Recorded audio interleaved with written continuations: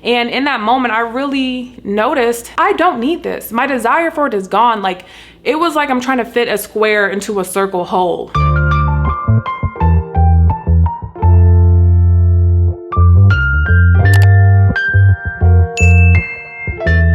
Hey guys, welcome back to my channel. If you're new here, welcome to my channel. My name is Leah.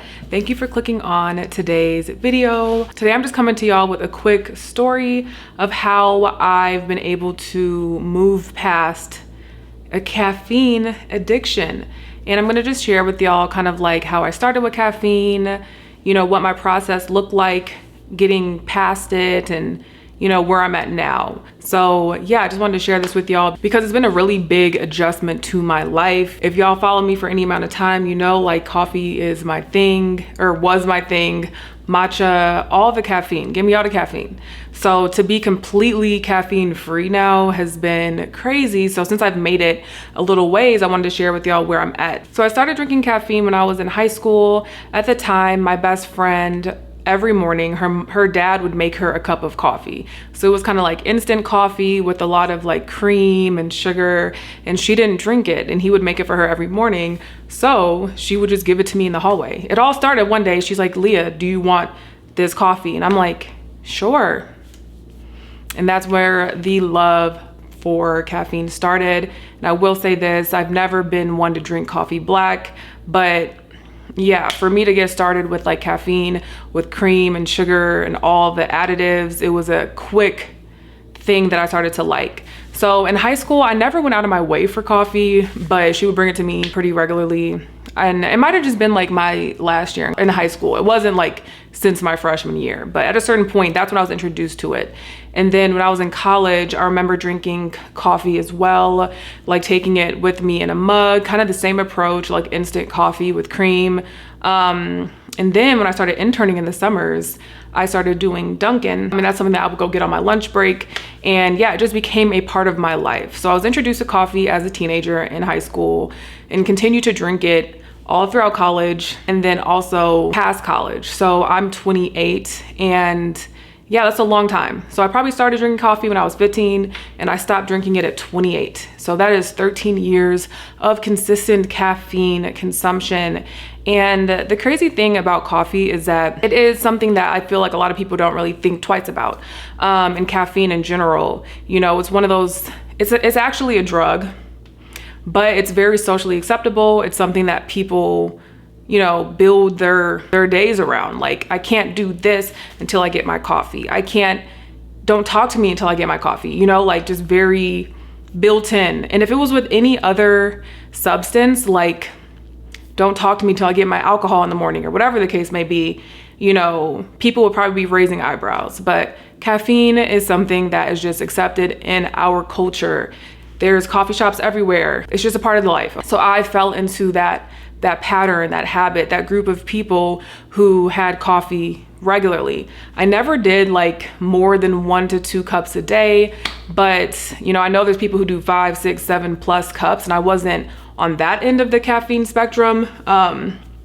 But yeah, your girl was having it as much as I wanted it. So fast forward to like my current age, 28, I would have coffee pretty regularly. At a certain point, I bought an espresso machine, so I was making lattes at home, and it was a part of my life. Prior to that, I would always go to Dunkin' or go out and get coffee or try to make it at home or make coffee protein smoothies or whatever I could really think of. I also did a lot of matcha as well. It's been a part of my life, and I was at a point where I was having it maybe once or twice a day, but not often skipping days. If you would have asked me like 2 months ago why I drank coffee, I would say it's because of the taste. I don't need the caffeine. It's just because of the taste. So that's how I felt about it, and I just enjoyed it. So I would do matcha and I would do coffee, and I would do lattes and all that stuff. I would say over the past several months, I noticed that my behaviors were becoming a little too much. Like, so for example, there was like a snowstorm, you know, everyone's saying, don't go on the roads, don't do this. And I'm like, I want to go to Dunkin'. Called them to see if they were open, and I'm going. So it's like my behaviors were becoming that of like someone who's addicted to something. Like, why, even though it's not safe for me to drive in this blizzard right now, am I going to get an iced coffee? So I had a lot of questions for myself, but you know, Yeah, so that's where I was at. So the reason why I wanted to stop drinking caffeine and stop drinking coffee regularly and matcha and caffeinated teas is because I don't like a substance or anything really having a strong hold on me. If you're a follower of mine, you know I'm a Christian. So from a spiritual standpoint, you know, why does this substance have such a grip on me? If we're gonna be honest, it's not that good, you know, so why am I feeling this way? So I wanted to stop drinking coffee, and initially I was like, I'm gonna cut it out forever. And then also, like, I know that it's not good for your hormones and it can be bad for cortisol and all that. So I had enough reason to be like, you know what? I don't want to drink it anymore. So I decided I was gonna stop. Oh, and I forgot to mention, like in the past, I would maybe stop drinking coffee here and there, but never for very long, never more than a few weeks. And I might've stopped drinking coffee at a certain point, but I would drink teas. Like I would never just be like fully no caffeine, you know? And when I was in college, I stopped drinking it for a little bit. And I was getting migraines, so I was taking Excedrin, and then I realized Excedrin has caffeine in it. So yeah, I've never just stopped and never looked back. So anyways, when I decided to make the change, I decided I'm gonna go cold turkey. And there's so much stuff online that's like, don't go cold turkey, wean yourself off. But for somebody like me, like I could finesse the situation. Like, yeah, I'm gonna wean myself off for the next month and then just never stop, you know? So I was like, no, I need to go cold turkey. It is possible. And I'm about to do it. So the first day I had migraines, and it wasn't unbearable. Like I still was able to go about my day, just kind of like not feeling the best in the head. Second day, I also had a migraine. The third day probably was like, why did I choose to do this? What is the reason? Why did I decide to do this? It's not making sense. The math ain't mathing. Why am I doing this? It's not that big of a deal. Like the rationalizing set in. And I would say, at a certain point within that first week, I started to feel depressed. I literally was like, who am I without caffeine? Who am I without this? Like, it was so ingrained to who I was as a person, especially since I started in my like formative teen years. It was a part of my identity. Like, so much of my life revolved around like, I'm going to the mall, let me go get a coffee. Or I'm going here, let me stop and do this. It was weaved in and intertwined with my life. So to take it out, I felt odd. I felt like bizarre. Like, what is life? And that's when I started looking up online, like, what are the symptoms of caffeine withdrawal? And one of them can be anxiety, depression. I've experienced depression in the past, but I really don't deal with it currently. Like, I might have days where I'm sad or whatever, but like not like that. Like, I was like, what is the point of my life if I don't have these things? And then it's just like, wow, like this is really, it really has a grip on me. I was so down, like I can't even put into words. I couldn't think of anything else. I couldn't think of, like I went out to get breakfast with my husband that day and I'm eating my favorite meal, you know, pancake sausage. And I'm like, this is great, but what is life? This is awesome, but it ain't hitting for me. Like, or I would think like, this is a point in my day where I would go get Starbucks or I would go do this. Like, what do I have to look forward to? Like, that's where my mind went. And it's a really scary place because I thought of myself as a sort of person who didn't need caffeine. I just like the taste. I just like the experience. So I think it was a withdrawal from the actual substance itself, but then the emotional attachment. Like if I was having a bad day, I would get a drink. Having a good day, ooh, go celebrate, get a drink. Like, I remember getting a job offer fresh out of college and like celebrating by going to Starbucks or be like, oh, I deserve it. Yeah, like it was intertwined with my life. So that was very hard. I would say it took me until the end of the second week to really get past that. Like, God bless my husband, because I was just talking about it all day. Like, you know, let's say we're watching a show and I'm just like, this is really great, but I just can't believe how sad I feel or da-da-da. Like I was just really going through it. But at a certain point it did break. And I essentially told myself I wasn't gonna drink it for like 30 days. So like 4 weeks, I wasn't gonna have it. Halfway through, I started making up all these different ideas of other things I can do. Like, okay, maybe I'll just make it 2 weeks and then I can have it once a week. Or maybe after 3 weeks, I was just really trying to rationalize with myself and make it fit. Like anything I could do to get back to it. And, you know, that was very hard for me. So it was very, very, very much an addiction and emotional dependency. So I continued going to the gym in the mornings, continued trying to eat healthy. And at a certain point, I was able to really break free from it. Like I was having like maybe I had a tea that has like 0 caffeine in it and it's like decaf. Sometimes I would have that. I used to have like herbal teas and what was it, like a passion fruit iced tea, like things with no caffeine. And like at a certain point, I really stopped having the interest for coffee. But there was a time during my process that I said, okay, at 30 days, I'm going to go back and I'm gonna have a drink once a week. And that was my thing. And that helped me to not feel so depressed at a certain point when I was like, I can have it once a week when I'm done with all of this and I won't be addicted to it and I won't go through this and won't go through that. And that kind of helped me to make it through. But over time, my desires really did change. I saw positive qualities coming about myself from not being on caffeine. Like, for example, let's say it's the beginning of the day. I go to the gym, come home, get ready. I would feel like I need my coffee and then I can get started. When you take that out the way, you really have no other option but to just get started with the day. Like my productivity was so much better. I wasn't procrastinating, waiting to have this moment with this drink. Ain't no drink. Get to work, you know, like do what you have to do. And that's kind of was something that I noticed. It made me more productive. I was sleeping so much better.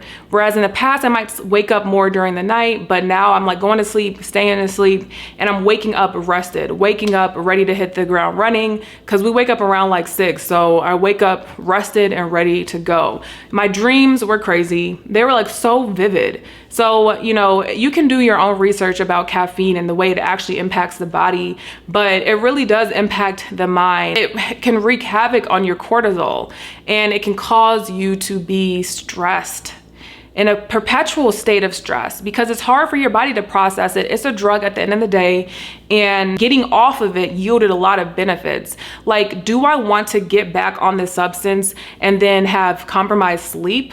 I didn't stop drinking caffeine because I wanted to have better sleep. Having better sleep was a byproduct of cutting out caffeine. Having more energy, you know, not looking to something to give me a boost in the middle of the day, but rather getting enough sleep, eating more adequately, and having more energy that's actually sustained and not relying on anything to have to give me that. So that was one of the biggest pros. And then also, like, if I'm struggling emotionally, you know, just dealing with it and not having something to fall back on, and not having that crutch. So that was a huge benefit. I feel like it's also helped me emotionally as well, because I'm not chasing after something to make me feel better, and I'm just able to just kind of process and everything as well. So I would definitely recommend like doing some research on the impact that caffeine has on your brain, because getting off of it was very hard. And like I said, from a spiritual perspective, like nothing needs to be an idol.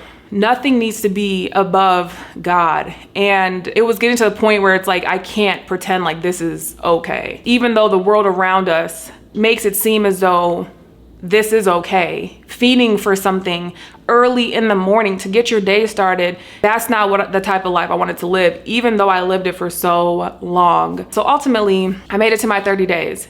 And I was like at that point where I'm like, okay, I want to have it on occasion. So I went to Starbucks and I told myself I could have it 1 to 2 times a week, but not back to back, because I didn't want to get addicted. So not Friday and Saturday, maybe like Wednesday or Friday or whatever. Like that's what I had came to in my mind.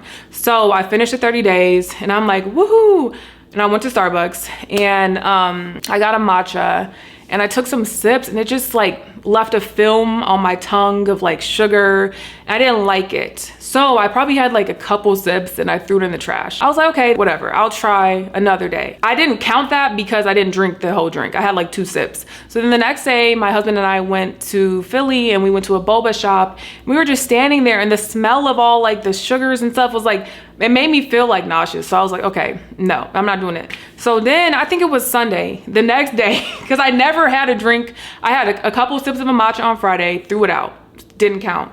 Saturday, didn't get anything. Sunday, I'm like, okay, I'm gonna try a coffee. So I went to Dunkin', got my typical order of what I used to get.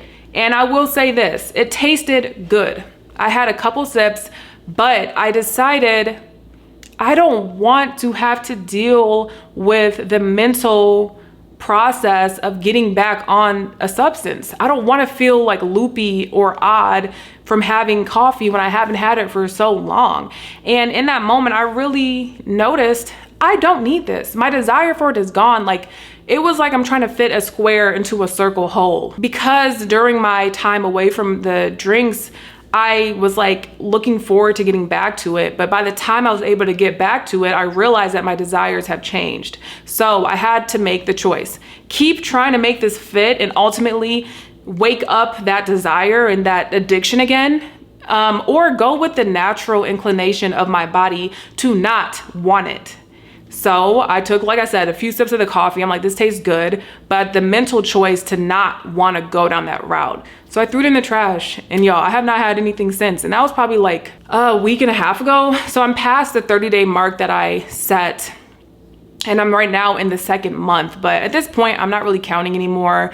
I'm really honoring the new desires, and I'm grateful that God has given me new desires to just not want it. Like, and another thing about caffeine is like, it's an appetite suppressant. So when I stopped drinking it, I was eating more and my weight started going up. And, you know, in the past, whenever I wanted to stop drinking it, that would always make me be like, nope, I'm getting back on coffee because I can keep my weight lower and all this different stuff. This whole process has made me really challenge my relationship with food, with, you know, drinks, and kind of reshape my life.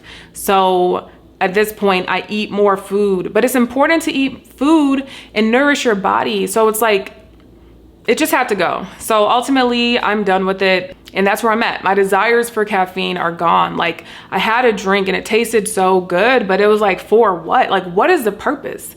Like, if you really aren't depending on the substance, what is the purpose of the drink? You can easily get something else that doesn't have it in there. So it's like, if you're having coffee and matchas and bobas or whatever every day or so often, and you think, kind of like how I thought, like, it's not, I don't have an issue with caffeine, like, I just like the taste, then why do you want it so bad when there's options that don't have caffeine?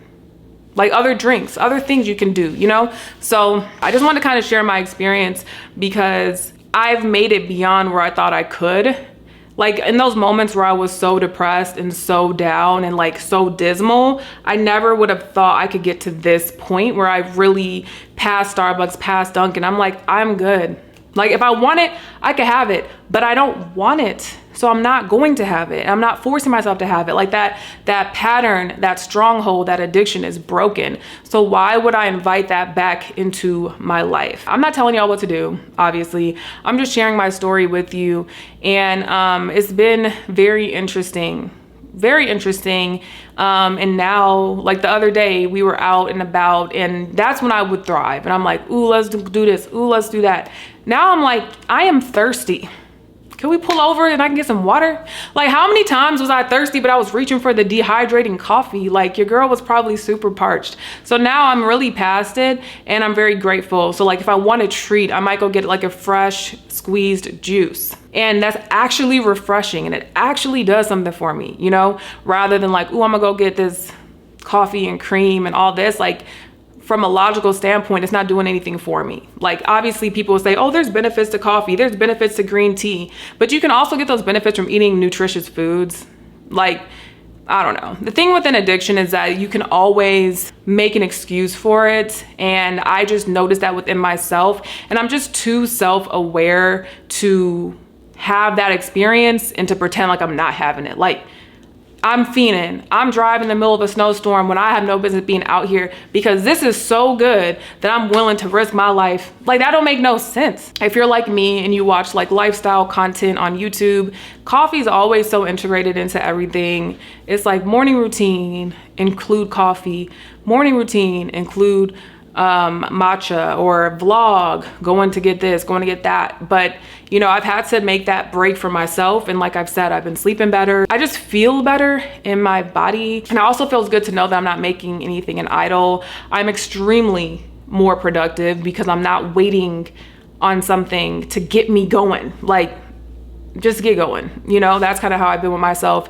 And then also have a lot more free time, because I cannot tell you like how much time I used to waste driving to these places and get in line. And it's just like, why am I here? Like, when I went to get that matcha after I was done with my 30 days, it took me like 10 minutes to get there, 10 minutes to get back. The line at Starbucks was like 20 minutes. I'm like, this is about to be about an hour that I'm spending And for what? So yeah, that's where I'm at today. And I wanted to kind of share that with y'all because if you're struggling with any sort of like addiction, or you're really trying to break free from something, really be empowered to push against your flesh, because at the end of the day, our flesh wants what it wants, but God is ultimately in control. You have control over what you do and what you don't do. And there's no substance or no food or drink that we should really put at that level in our lives, where our day is surrounded around that and our joy is surrounded around that. Like when I was going through the emotional detachment, it really showed me how much of an idol caffeine was in my life. And I'll leave y'all with this. When I was in college, I remember taking a class about substance abuse and misuse. And there was a chapter on caffeine. And I remember the professor talking about it that day. And I was so internally resistant to what he was saying. Like, why are you mentioning this in the same category as nicotine and this and that? But it really is an addictive substance, and I was resistant to it then, and there's a reason, because I was addicted to it then. So yeah, addiction is real, and you can be addicted to anything. So I think it's important to just continue to take inventory of yourself, your idols, your desires, and really challenge yourself to understand why. Why am I doing this? Why can I not stop doing this? And what is it gonna take for me to be able to break free from it? Anyways, I hope that y'all enjoyed this video. Let me know down below, are you a caffeine drinker? Is it your thing? Honestly, if I could go back to high school when my friend offered me the coffee, I probably would have just said no thanks. Then this probably would have never happened, okay? Because my parents don't drink coffee. Anyways, I hope they all enjoyed this video. Give it a thumbs up if you did. Be sure to subscribe, and I look forward to seeing y'all in the next video. Bye.